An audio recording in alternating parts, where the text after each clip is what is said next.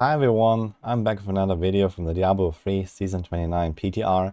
This time I want to talk about the God Demon Hunter that was actually very mildly buffed. Well, we have this here in the patch notes if you have not seen that. So what they did is they took the 2-piece bonus and they added a 5-second delay before you start losing momentum stacks.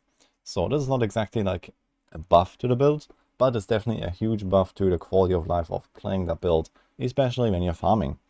So this was a very much requested feature where people can just, just really close their eyes and blast through those rifts now. And you don't really have to press anything besides your strafe.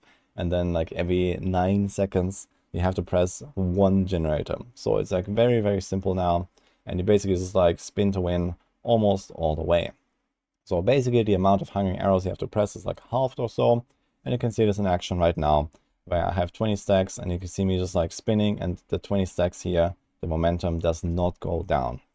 So it is very simple, very straightforward, even more than before, and does make the farming experience even more smooth. So I think a lot of people are going to look forward to this, and I can say, yeah, God feels better than ever with that change, because it can just really like embrace this easy spin to win playstyle.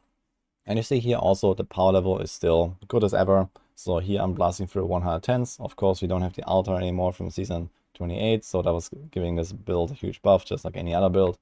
But those runs can still be like as little as 2 minutes on that tier, which is still a really formidable farming time. In season 29 in particular, we're going to have a Paragon cap. You can only have 800 Paragon points. And in that case, you don't even have to farm these high tiers. You can just like Super Mario Kart speedrun those GR90s for loot, and that's basically it. Or you can push with this on its own leaderboard. So if you go a little bit lower and you start one-shotting everything, then you can see this here. You can really blast through those rifts, and this was fairly unoptimized. I had like level 25 gems here, and my gear wasn't really crazy. So you can really just like get your gear very fast for your Demon Hunter when you play God DH. And it's very smooth to farm with. Here's also another showcase of the pushing version of the Scout Demon Hunter, where fights are much longer. You can see this here. You try to fight these elite packs. It takes a while. So if you try to do like 125, 130, up to 140 or so, it's probably quite doable with God Demon Hunter next season. But somewhere around there, it usually caps out. So that's like one of the weaknesses of this build, that it is very good for farming, but it doesn't really push as high as other builds. It doesn't really have this like insane AoE damage potential, because you usually just hit like one target or a few targets with your hanging arrows, and you can't really just like, eat your way through those large monster packs. But in the end, if you want to push it, it's still okay. It's probably going to be somewhere in like the B tier range or so of builds, but there is definitely better stuff out there, especially for Demon Hunters as well. There's Natalia and Marauders. Both these builds definitely gonna beat God Demon Hunter with ease on the higher end. Outside of that, the God Demon Hunter setups are not going to change, so it's just the same stuff as always. Now with the Paragon 800 cap, we're also gonna run Guardian set basically all the way.